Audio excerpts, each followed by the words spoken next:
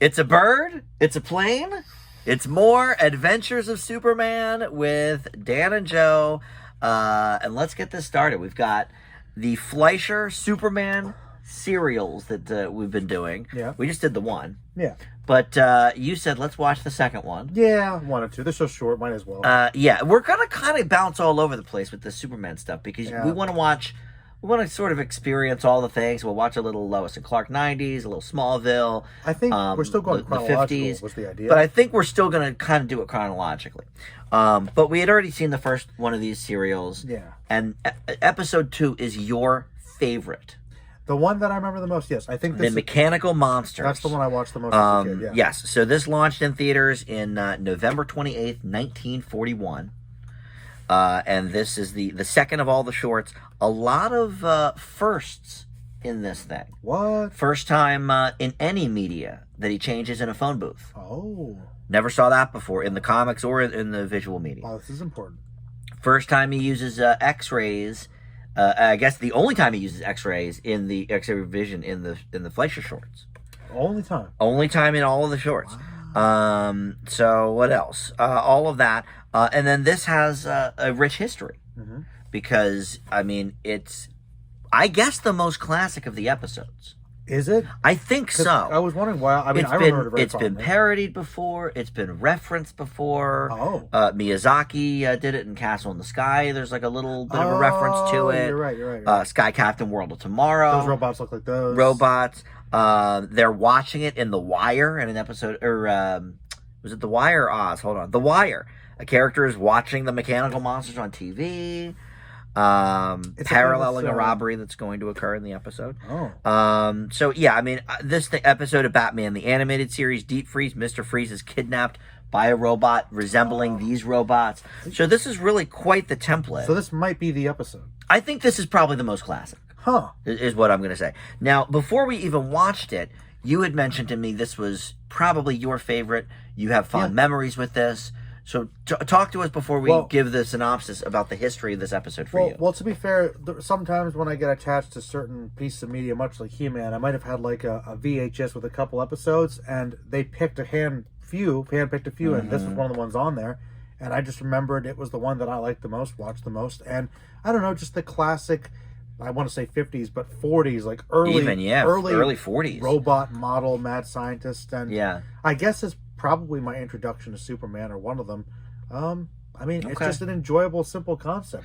Yeah, back in the day, and people a bit younger than us won't remember, but before DVDs and before, of course, streaming, you had VHS. Right, a VHS tape would normally only have, now serials are a little shorter, so yours might have had 4 or something, but most videotapes would have like 2, 3, maybe 4 episodes of a TV show on it, and people would like collect them, or they would be in subscription services where they would get them in the mail every month. They'd get 2 new episodes of All in the Family to watch. Yeah. And that was like a thing for the standard for years and years and years and years. Mm-hmm. And then DVDs came along and said, well, we can do better than this. We can put them all on, 6 or 7 discs for one season. Mm-hmm. And now, of course, it's even smaller than that. But yeah, I mean, they probably only had, I'm going to say maybe 4 episodes or something. Because these are only like, 11 minutes or less? I think they did, because I remember 4. There was the first one that we watched. There was this one. There's the one where he fights basically a giant dinosaur like Godzilla, the Arctic giant. That. And then there's one, I forget what it's called, where he fights a gorilla. Okay. And that's it. That would have been pre-Godzilla, I guess, right? Yes. Because that was 60s. Yes, yeah. So, yeah. So that was the template really for that. Early kaiju right there. I guess so, yeah. So this is really, I think, the classic. It sounds like the first one sort of introduced us, and they did the bit. But now we know Superman and Lois already. Well, here, the first episode, they do have like a very basic mad scientist with like his ray gun or whatever. Very basic. Which is fine. But this guy, he's got an army of giant robots that are robbing banks. Yes. And they're pretty cool. They got the wings, they got the box Very look. cool. They have torches coming out of their eyes. And they have the slots that kind of pull back where they can steal things like Lois. Yeah, they stole Lois at one point. And the computer that he has, it's pretty advanced, is with all the gears and stuff in front of him. Everything has a number with like 4 or 5 switches. I think there were 4 switches that he could like control them basically remote control them. Yeah. I liked that part. That very from a visual aspect, I thought that was very cool. Early sci-fi kind of stuff. Like, I don't know, there's something very charming about that, because this is, when I think retro science fiction, I think the 50s, this is really it. I mean, this is a decade before that. We got knobs and handles, and this is science. And just a small thing like when when Clark, or when Superman at that point, busts in and is going to fight the robots, they like get sort of in formation, they're all on, but they're not in numerical order. So it's not organized. And I thought that was interesting. And there's also a little touch about how kind of rustic the technology is when they have the robot come in, obviously, and there's a silhouette, and then they pan up to what it looks like. And at first, when the robot gets in place in line with the other ones to go to sleep, it doesn't like get into an even formation that's perfectly aligned. It just kind of clonks to the side. Like it's very, very jagged and boxy. It's very, you can tell it's very simplistic despite the intricacies. And I just like that it's not pristine. Me too. I thought that was an interesting choice, because obviously this guy is clever enough to make these things, but they're not like perfect. Yeah, I liked that touch. They're big, boxy, basic robots. So, let's talk about the basic premise of this. He makes them so they can rob banks and get jewels and all that stuff. And of course, they very subtly hold on the fact there's going to be a jewelry exhibit. We got the message on that for a good 40 seconds from the newspaper. And so, okay, they're scoping it out. Lois is there too, and she kind of gets up on a chair as the one robot is kind of, stealing the jewels. And she's seeing this happen and sort of, well, this will make a great story. Before that, I do like the fact that the cops have these Tommy guns they're shooting, obviously. Oh, yeah. And the one gets murdered. The POV shot of him coming towards the one guy, and he's just like, whoa, probably chopped aside. So I don't know if we never see him again. No, I think he died. But that was a good POV. I like that. Yeah. From the robot shooting up. That was cool. And I mean, Lois gets taken. Of course, Clark changes in the booth. Liam Neeson again. And Clark gets changed in the booth for the first time. We love that. Uses the X-ray vision first time. Sees that she's in there. I like, there's a cool trick we found where he tries to escape. He tries to help her escape by getting the robot. The robot flips over, opens up the panel, so all the jewels go out, and Lois almost gets out. She's hanging on. Oh. One of the great screams I've ever heard in a cartoon. Great voice acting. Really good voice acting. But, Clark gets kind of like thrown down and falls into these wires. Not getting shocked because he's Superman, but he can't get out of those he gets tangled for a while, For some reason he Superman can't just... I know this guy's a bit depowered as Superman can be, but I feel like he could bust those. Probably, but I guess we can't make him too OP. Powerful this early on. Have some drama, some tension. Right. But, of course, Lois gets there. We kind of finds the mad scientist there. And, then he's like, what happened to the jewels? And she's like, you'll read about it in tomorrow's paper. And then he's going to basically choke her. You're going to be dead, lady. But he's not going to read it from you. And a good character bit, much like the fact that his robots are not perfect. Yeah. His plan is like, you're not going to tell me where the jewels are, so I'm going to drag you over this molten lava with, gags, so you can't say anything. Okay. So if she does decide to change her mind, he'll never know. So the guy clearly doesn't have the most foresight. He's more, I think... in a smart sense. Or you know what? With the computers, but the street smarts, I think he's lacking a little bit. With people skills. That's why he made robots. Skills, that's why he needed think robots. about it. He had a hard time keeping a job, which is why I was like, you know what? I'm going to inherit some money to make robots so that I can just steal jewels. Yeah. See, we figured out this guy's backstory. We got it. We got him pegged. I do like him, though. That shot of him when he's about to attack her and he's so angry about the jewels. Great animation there. Yeah. Like his little mustache. Yeah. But yeah, Superman busts the door, gets out there, and saves the day. So he always saves the day. We know that. Oh, one little thing I wanted to point out.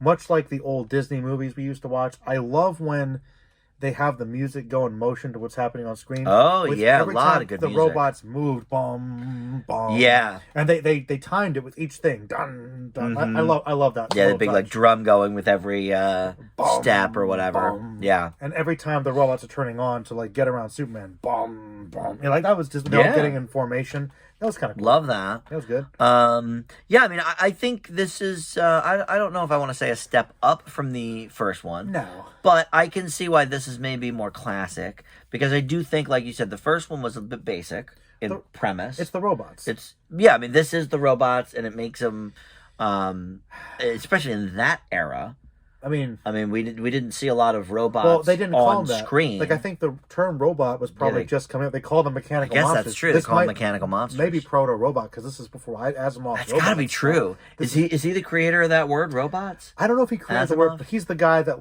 when you're talking about robots and science fiction. Is that iRobot? He did that. So he's the guy that really made the staple. So this might be this is early robots, man. Okay, mechanical men, I guess they used to call them. In here, mechanical monsters. Like Tin Man might be one of the originals because he's kind of a robot, isn't Oz it? again. Might be magic in that case, but I don't know.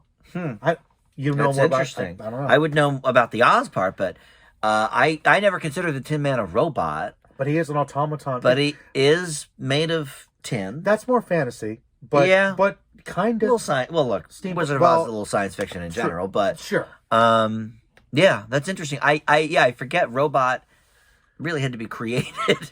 So when somebody first made something like this, right, it would be a mechanical man, mechanical monster, whatever. That's very interesting. This gets again A+ for me. We know that. Well, that's great. But the ending again. I was just going to bring it up. So the other one, I said to Joe, if he doesn't do the wink at the end when he makes some comment about Superman, a wink, then I was going to be pissed. So this time they did it a little different. Oh, I actually, I'm not worried about you, Clark. I just know Superman. Yeah, and then he gives. He didn't quite wink, but he gives the camera like a nod. He's like, she doesn't know. This dummy, she's out. Like she's not into me. Yeah, but she's actually, So I listen. If they do a different type of closing, knowing, you like the Superman, don't you? Oh yeah, yeah, I do.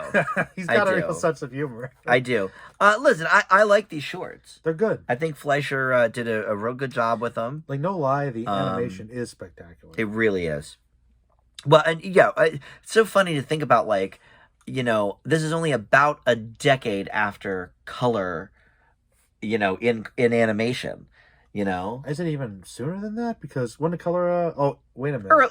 Early 33 or so. They 32, 33. Oh yeah. Okay. Yeah. Didn't see it that much. What was You didn't see it very often, no. Wow. But Snow White, keep in mind, was 37, and that was all color. Well, you're right. So, this is beautiful use of color. But yeah, great use of color. And I really like the voice acting. That scream, I really thought was solid. I believed that she was in peril. In terms of the visual storytelling, in terms of storytelling for the condensed, that's pretty. Yeah. You don't get bored. No. Yeah.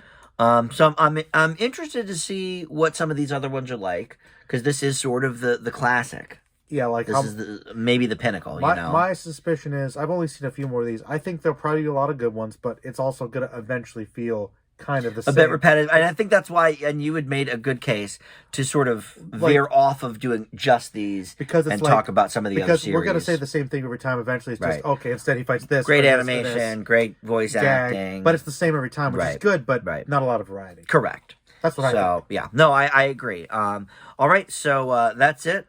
And next time we'll do another It's a Bird, It's a Plane. We're tackling all the series. I guess maybe the movies as well. If we're going chronological. Yeah, I guess that's true. All right, well, we'll see everybody then. Thanks for watching. Bye.